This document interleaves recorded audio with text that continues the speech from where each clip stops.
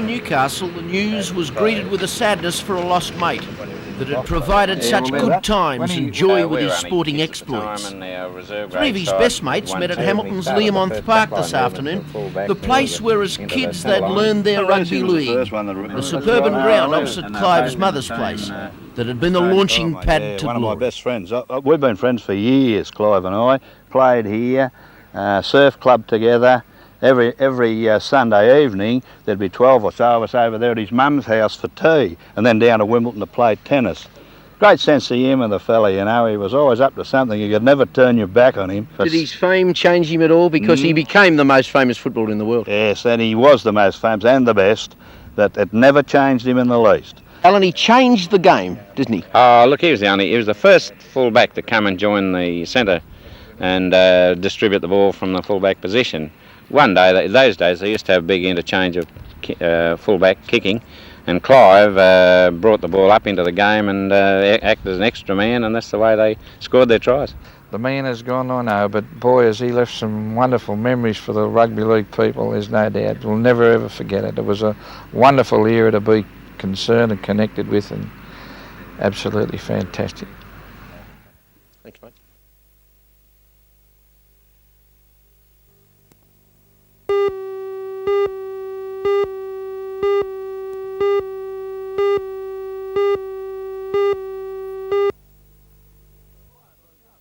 The fire broke out at the rear of the warehouse in Garden Grove Parade, Adamstown, at around 4:30 this morning. The premises are shared by the Berger Paint Company and Steve Houston's Homecraft Warehouse.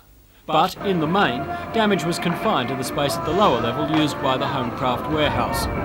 4 appliances were called in to extinguish the fire, and police say there appear to be signs of forced entry and believe the fire was arson. Thanks to a thick concrete floor between the lower level and the paint warehouse, damage upstairs was only minimal. If the fire had spread, it's believed the damage bill would have been much worse than it was.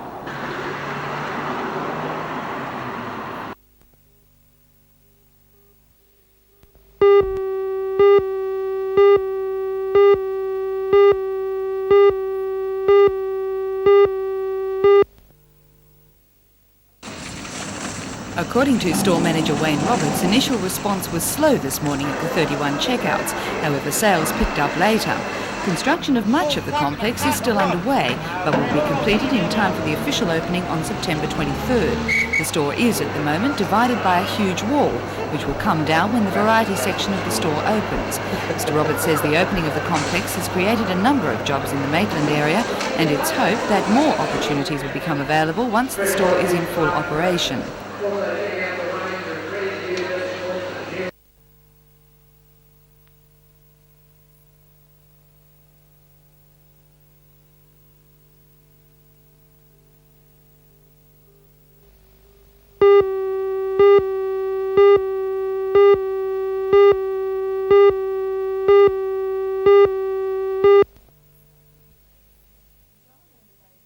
The Salamander Bay project has been fraught with controversy since its inception. Claims that it's not required, that it will be an unnecessary risk of ratepayers' money and a gamble that private entrepreneurs avoided have been rampant.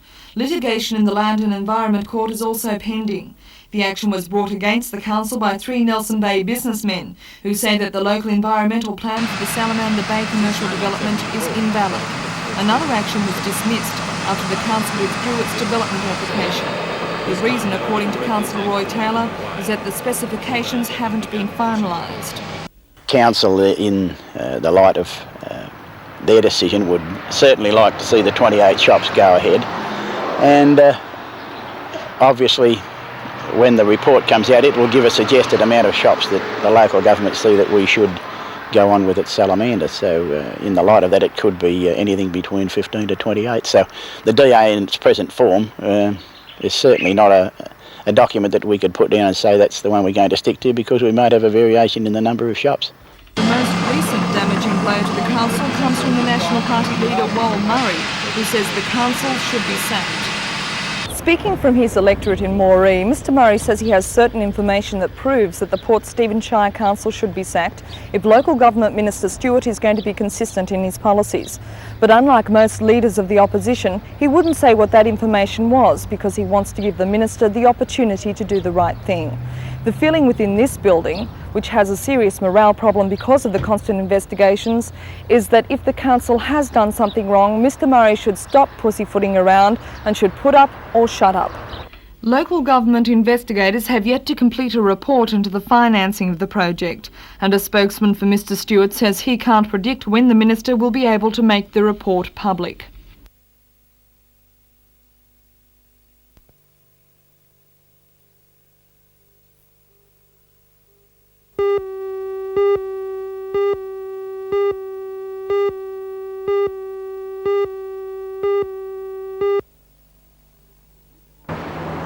The Youth Council was given approval subject to a joint inspection with the City Council to convert this weatherboard cottage in Smart Street, Charlestown into a drop-in centre. The cottage is presently used by the East Lakes Family Daycare Scheme, but Council is proposing that this be relocated in an adjoining council-owned brick cottage on the corner of Smith and Smart Streets. The cost of converting this cottage is estimated at $1,500. The cost of establishing the Youth Drop-In Centre is expected to be around $1,000. The centre will be administered by the Youth Council.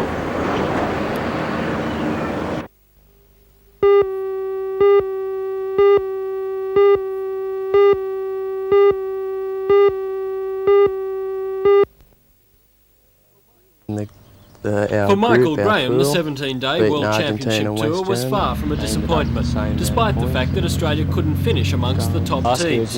He was happy with Australia's early success. It didn't surprise me. I thought we could do it, but in a way I suppose it did. You must have been fairly disappointed that you didn't go on with the task. Oh yeah, penalties was a bad way to decide it, but there's no other way, so that's it. We could have scored, but we didn't. Michael has no plans for his soccer future other than to just play out this season with Adamstown. And then it's just a case of wait and see.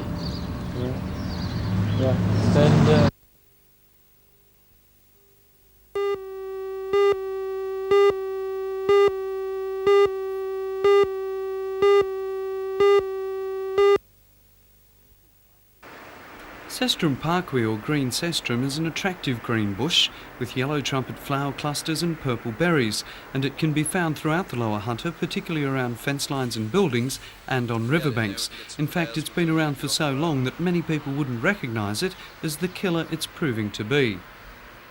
Like most noxious plants, Sestrum Parkway was imported into Australia as a garden ornamental. However, since it's become established, its true colours have been shown, and it's possibly the most toxic of all plants in the Lower Hunter. In fact, once cattle ingest any of these leaves, they could be dead within hours.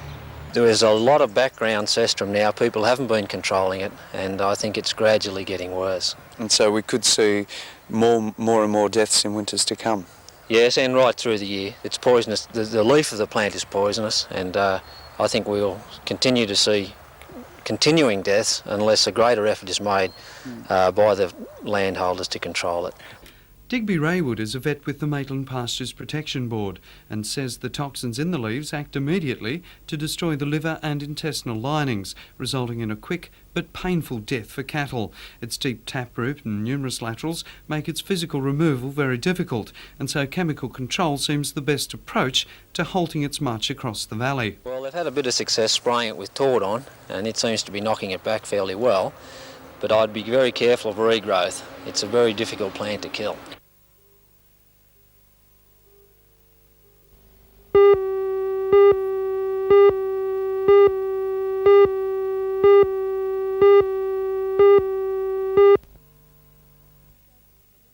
The court case over the validity of the council's development application has been settled, with the council withdrawing the application and businessmen who waged the case claiming victory. But the action over the appropriateness of the local environmental plan continues. The businessmen say they have a strong case, but they say if they win it, it will freeze not only the commercial development, but also the land estate, which could cost the ratepayers of Port Stephens thousands of dollars. Spokesman for the group, Ken Winning. The second part of our action was to allege that the local environmental plan that they made was not consistent with the regional environmental plan. Now, as far as the second part of the action goes, we've just put a proposition to council that if they do three things, we'll withdraw from our objections. And those three things are, we want them to pay the costs, seeing they withdrew from the main part of the action. Secondly, we want them to advertise a new DA because they've resolved already to put in a new DA to try and get it right this time. And thirdly, that we would withdraw our action to the LEP if they did these things. Now, Council's sort of saying in recent reports that it's trying to force us into court on this. Well, of course, it can't force us into court. We can withdraw from it at any time. Wait until the Minister's made his determination. It's presently under investigation, as you know. And if the Minister knocks the shops on the head, we're happy. We're not really about objecting to the residential side of it, because it's not our intention to cost the ratepayers of Port Stephens considerable more money. They're already in a mess up there with regard to the estate. The council last night rejected the proposal, saying it would not pay the costs for the case it withdrew from, and that it wants the court to decide whether the local environmental plan is valid or not. It says if this LEP, which has the support of the Land and Environment Minister Bob Carr, is rejected by the court, it will simply draw up another one.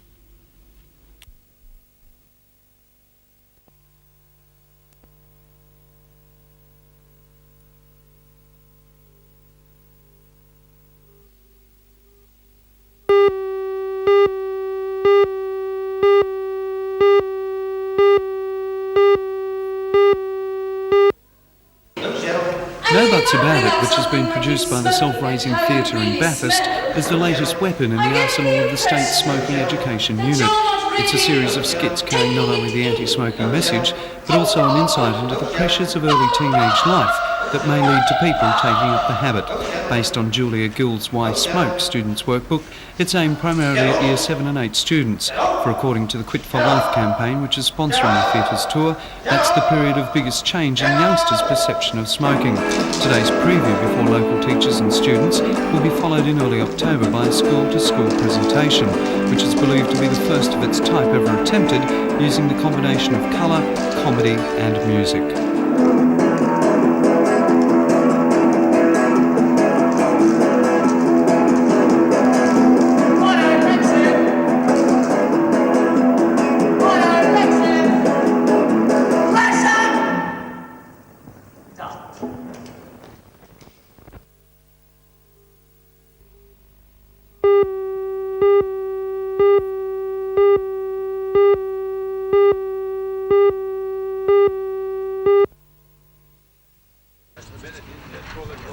The Newcastle area has one of the highest rates of boat ownership per head of population in Australia. There have long been great plans for Marmong Cove, with the latest development coming from the drawing board of architect Kevin Snell. But most of the ideas have lacked the injection of funds, which NBN will now provide. Lake Macquarie City Council has approved the construction of a 160-berth marina in the cove, and work on the marina will start immediately. The next stage of the development will be the extension of the travel lift and dry storage facilities. This 14-tonne hoist can lift cruisers up to 8 metres straight out of the water. A major feature will be the landscaping of the lake foreshore to provide a large public recreational area. The new consortium has just been granted the important Mariner cruiser franchise. NBN's chairman, John Peshar, says it's an ideal chance for the company to support local tourism. We are confident that it's going to be a great tourist attraction, as well as possibly the best boating facilities for people outside Sydney. For Fred Williams and his family company, the deal means his dream will now become a reality. A long way to reality, John. It's something that, it is something that I've always dreamed about, to have a good marina, and for a man that was going to retire at one stage, it's started me all off again.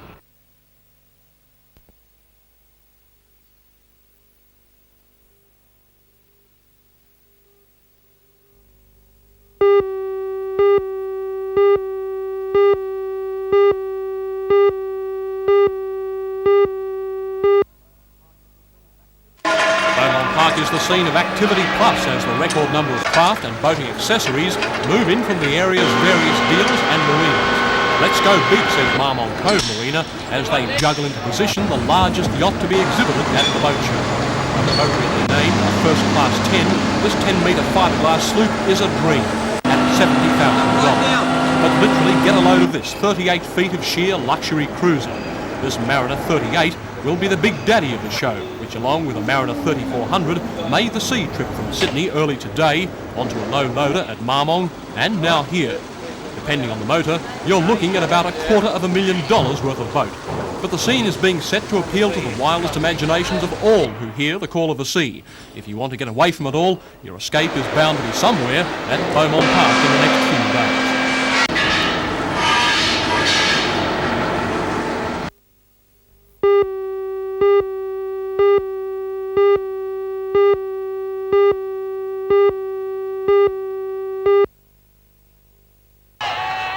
The match between Glendale in the white and Oxley at Macquarie Field last night was a tight and hard-fought encounter. Glendale has an impressive record in the Bill Turner Cup, winning the event in 1981 and coming runners-up the next year. But despite the school's traditional strong showing in the event, they had to fight every inch of the way last night to win. At full time, the score was 0-0, with both keepers pulling off some desperate saves and the teams treating spectators to some exciting and tough soccer. The deadlock was still not resolved, however, after 20 minutes of extra time, with the schools both scoring to make it 1-1. That left it up to a penalty shootout to decide the result, with Glendale scraping home 4-2. The school will now meet Canberra High tonight in the final at Macquarie Field, starting at 7:30.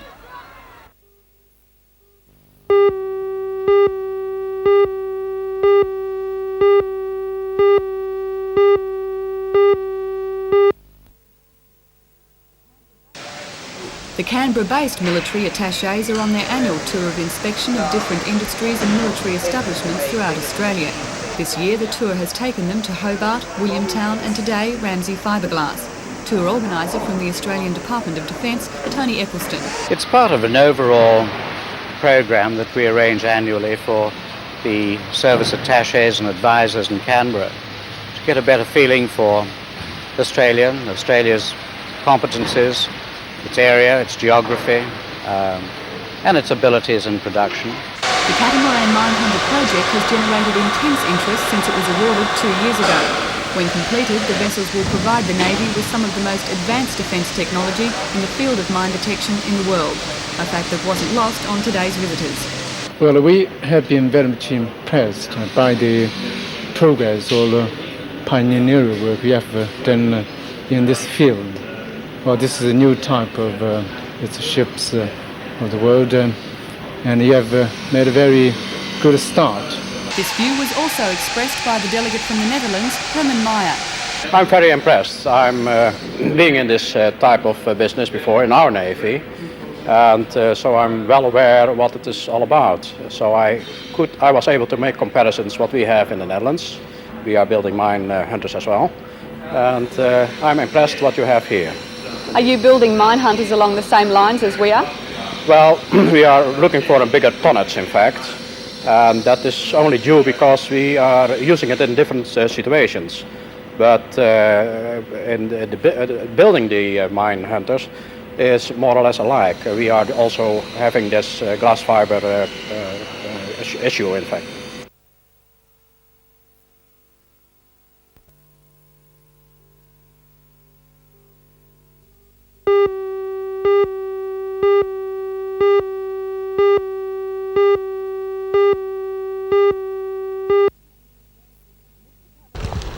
Mr Cavalier braved the weather with the members of the Hunter Wetlands Trust to see the site for the Shortland Wetland Centre.